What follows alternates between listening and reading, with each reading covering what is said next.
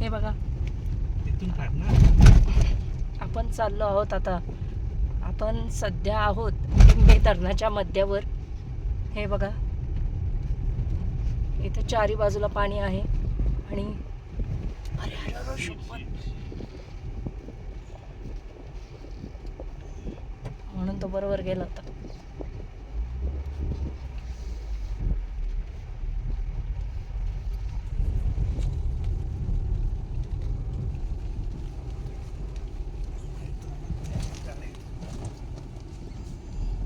आपल्याला तसंच तिकडनं जावं. आपल्या मागे बाईक पण आले.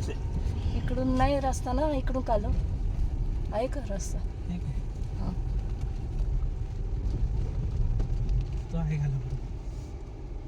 ते आले त्या टू व्हीलर होत्या. तो माणूस बरोबर गेला असेल रे. त्याला माहित होतं. आणि तुम्ही त्याला नाव ठेवत होते. आता आहे का? जाऊन दे काय एवढं. हे बघ ना बरं झालं. हे पप्पा म्हणत होते ना टाकू का धरणात? देव खरंच विश करणार होता. टाटा पंच बघ ते. नवीन टाटा पंच नाही येते. ते काय पुढं तिकडं पुढे दिसते टाटा समोर. पंच. ही टाटा पंच नाहीये. बस ना आता काय कुठे टाकतो. हे आहे पुनर मंदिर. जायचं ना बाबा. माझं मोबाईल पुढे काय करतो? तुमच्याकडेच होता ना. बोला बरं. त्याला लावायचं. नमस्कार, आपण आलो आहोत डिंबे धरणाच्या मध्यवर्ती. म्हणजे डिंबे धरणामध्ये बुडालेले जैन मंदिर पाहण्यासाठी आज आलो आहोत आपण डिंबे धरणाच्या मध्यवर्ती. बघा हे मंदिर आता इथून दिसत आहे. आता आपण त्याच्या जवळ जाणार आहोत आणि आतमध्ये सुद्धा तुम्हाला नेऊन दाखवणार आहोत की कसे आहे ते मंदिर.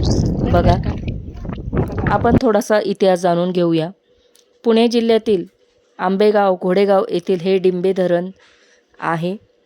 हे यामध्ये बुडालेले हे ऐतिहासिक जैन मंदिर आहे. हे घोड आणि बुबरा नदीच्या संगमावर वसलेले आहे. डिंबे धरण प्रकल्पामुळे मूळ आंबेगाव हे पाण्याखाली गेले. उन्हाळ्यात पाण्याची पातळी याची अत्यंत खालवल्यामुळे हे मंदिर उघडे पडले आहे. आता थोडासा इतिहास जाणून घेऊया अजून. जुने आंबेगाव हे परिसर हे त्या काळातील एक मोठे व्यापारी केंद्र होते. डिंबे धरण पूर्ण क्षमतेने भरल्यानंतर गावातील ऐतिहासिक वास्तू, घरे, मंदिरे जलमय झाली. जुने आंबेगाव सध्याचा घोडेगाव परिसर हे त्या काळातील एक मोठे व्यापारी केंद्र होते. डिंबे धरण पूर्ण क्षमतेने भरल्यानंतर गावातील ऐतिहासिक वास्तू, घरे, मंदिरे जलमय झाली. हे जैन मंदिर सुमारे 10 महिने पूर्णपणे पाण्याखाली असते. परंतु उन्हाळ्यात पाण्याची पातळी 10% कमी झाल्यावर हे मंदिर जुन्या विहिरी आणि रस्त्यांच्या खुणा स्पष्ट दिसू लागतात. आजही हे मंदिर तब्बल 24 वर्ष पूर्णपणे पाण्यात राहूनही हे आजही सुस्थितीत आहे. गाभारा कोरडा झाल्यानंतर विस्थापित ग्रामस्थ येथे येऊन नतमस्तक होतात आणि पूजा आरती करतात. तरुण पिढीने हे जुने गाव कधी पाहिलेच नाही. फक्त आईवडिलांच्या किंवा आजोबांच्या तोंडून गोष्टी ऐकल्या होत्या. ती पिढी आज आपल्या पूर्वजांचे गाव डोळ्यांनी पाहत आहे. एका अर्थाने या धरणातील पाणी कमी होणे म्हणजे ग्रामस्थांसाठी आपल्या माहेरी जाण्यासारखेच झाले.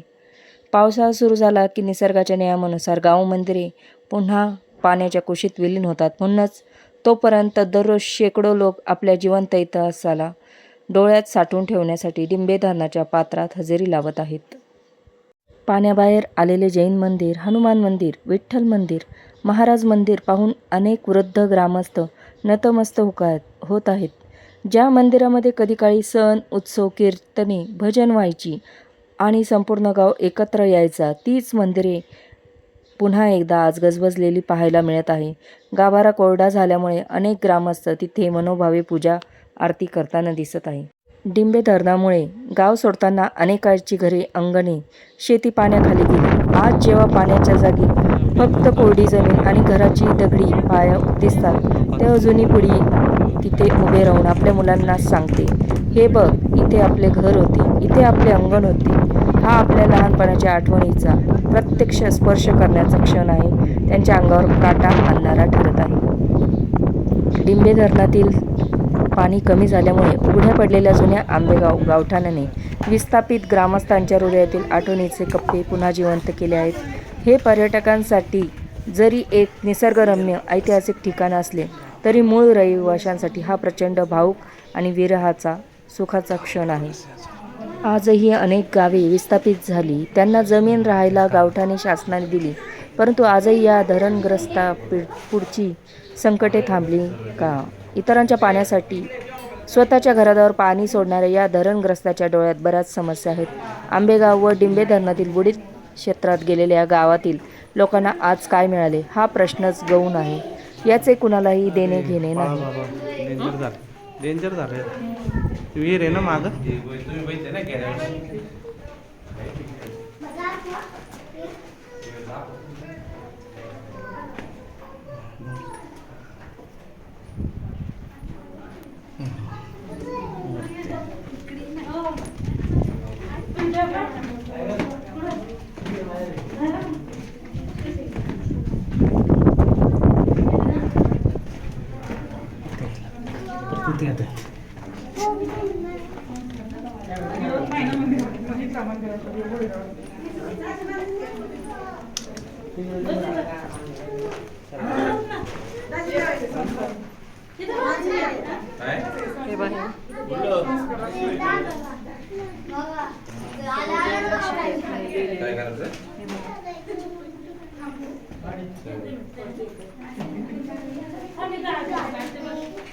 सर